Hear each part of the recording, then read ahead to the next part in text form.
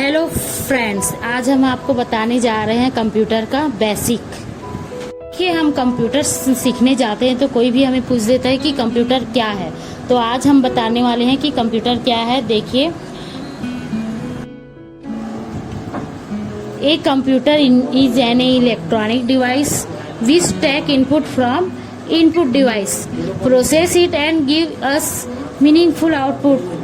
ठीक है, तो क्या होगा ये देखिए, हिंदी में समझा देते हैं। जैसे कोई पूछते हैं कि कंप्यूटर क्या है, तो हम क्या बोलते हैं, कंप्यूटर एक इलेक्ट्रॉनिक मशीन है। लेकिन इसके अलावा भी देखिए, कंप्यूटर का बहुत सारा काम होता है।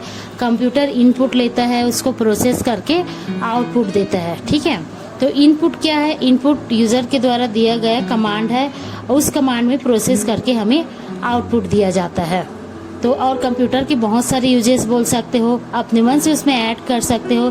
कंप्यूटर में गेम खेल सकते हैं, फाइल बना सकते हैं, और इंटरनेट के थ्रू वर्ल्ड के किसी भी कोने से हम जोड़ सकते हैं। तो ये हुआ computer. What is computer, computer क्या है, बस इतना ही आपको डेफिनेशन देना है।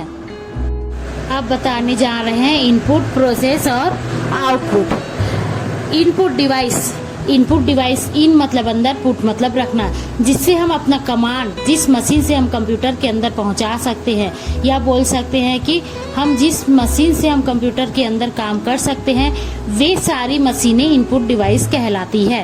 तो देख सकते हो, सबसे पहला कौन सा डिवाइस है, माउस। क्योंकि हम माउस को जब भी चलाते हैं, हमें स्क्रीन मतलब कंप्यूटर के अंदर हेल्प होता है किसी कमांड, किसी एप्लीकेशन को चॉइस करने के लिए। कीबोर्ड, हम जो भी टाइप करेंगे वो कंप्यूटर के अंदर दिखाएगा। जॉयस्टिक, और देख सकते हो टच पैड, माइक्रोफोन और डिजिटल कैमरा भी, क्योंकि हम लोग जैसे पिक्चर क्लिक करते हैं वो अंदर कैमरे के अंदर दिखा देता है। स्कैनर से भी हम कोई फॉर्म फिलअप करते हैं या फोटो स्कैन करते हैं तो कंप्यूटर के अंदर दिखा देता है। ये सारे वे मशीन है जिससे हम कंप्यूटर के अंदर अपना डाटा भेज सकते हैं। अब आता है प्रोसेस डिवाइस। प्रोसेस डिवाइस में कोई एक्स्ट्रा मशीन नहीं है, केवल सीपीयू है। सीपीयू में सारा वर्क डाटा प्रोसेस होता है। हम कितनों भी मशीन लगा ले, लेकिन प्रोसेस केवल सीपीयू ही करेगा। इसलिए कंप्यूटर ऑफ माइंड भी सीपीयू को ही कहा जाता है।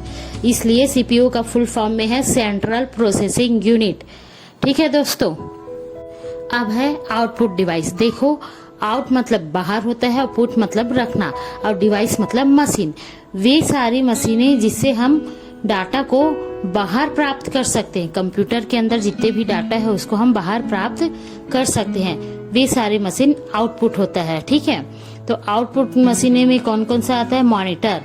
देखिए, सबसे पहले आपको मॉनिटर दिखाई दे रहा है। मॉनिटर, जैसे हम कोई भी वर्क करते हैं, सबसे पहले हमें रिजल्ट मॉनिटर में दिखाई देता है। ठीक है, उसके बाद लिखा है प्रिंटर। हम कोई भी वर्क करते हैं उसको प्रिंटर के द्वारा बाहर निकाल सकते हैं डाटा को। ठीक है, उसके बाद है स्पीकर। कंप्यूटर के अंदर जितने भी सॉन्ग्स है स्पीकर के द्वारा ही हमें सुनाई देता है।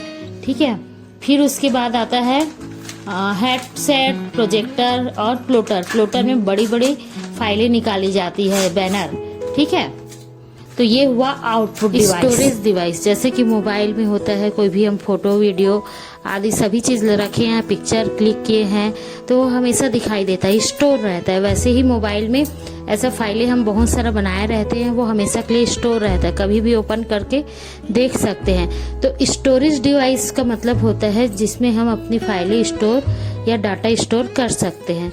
ये दो प्रकार की होती है, देख सकते हो, प्राइमरी स्टोर और सेकेंडरी स्टोर। प्राइमरी स्टोर में मेन हम बता देते हैं, एक होता है रैम और दूसरा होता है रोम। रैम का फुल फॉर्म होता है, देख सकते हो, रैंडम एक्सेस मेमोरी, और रोम का फुल फॉर्म है read only memory. Random access memory, RAM का क्या काम होता है, सुनिए।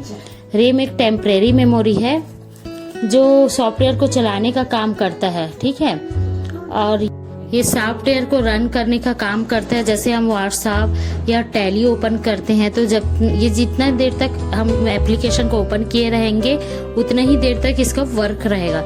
इसीलिए इसको बोला जाता है टेम्परेरी मेमोरी। जब तक सॉफ्टवेयर चालू करेंगे तभी उसका काम चालू होगा, बंद करेंगे तो बंद हो जाएगा। ये सॉफ्टवेयर को रन करने का काम करती है। रोम रीड ओनली मेमोरी, ये परमानेंट मेमोरी है। ये सारी सॉफ्टवेयर एप्लीकेशन अपने अंदर स्टोर करके रखती है। मोबाइल में देखे होगे जो 2GB 4GB 8GB रहता है वो रैम होता है, और जो 64 होता है 128 होता है वो सब रोम होता है। ठीक है, तो रोम क्यों ज्यादा होता है? क्योंकि सारे एप्लीकेशन स्टोर रहता है रोम के अंदर। जितना जीबी का रहता है उससे ज्यादा हम स्टोर नहीं कर सकते।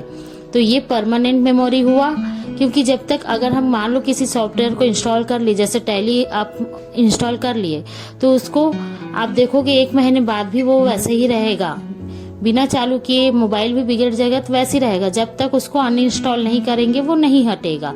ये है रोम का काम। ठीक है, अब इसका पिक्चर भी आप स्क्रीन पर देख सकते हैं। ऊपर है रैम और रोम, नीचे है सेकेंडरी डिवाइस। सेकेंडरी डिवाइस में एक्सटर्नल डिवाइस आते हैं जो हम बाहर से लगाते हैं, जैसे पेन ड्राइव है, सीडी है, कैसेट है, चिप है, और भी बाकी देख सकते हो। ये ऊपर आपको रैम दिख रहा है, रोम दिख रहा है, और नीचे सेकेंडरी डिवाइस दिख रहा है। ठीक है दोस्तों, तो यहाँ हमारा स्टोरेज डिवाइस खत्म होता है। अब हम आगे आपको बताएंगे सॉफ्टवेयर और हार्डवेयर। तो सबसे पहले हम बताएंगे आपको हार्डवेयर। देखिए, सबसे पहले हार्डवेयर में क्या क्या आता है? ऑल द फिजिकली कंपोनेंट, मतलब कि हम जिसको हम छू भी सकते हैं और काम भी कर सकते हैं।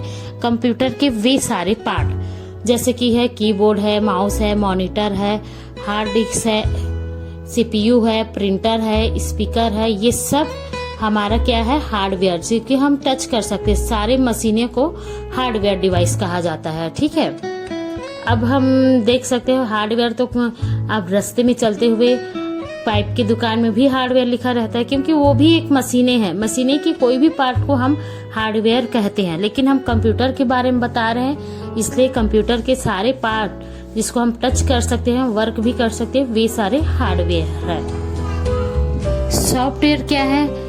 हम जिसको हम टच नहीं कर सकते बट वर्क कर सकते हैं। We can work but not touch.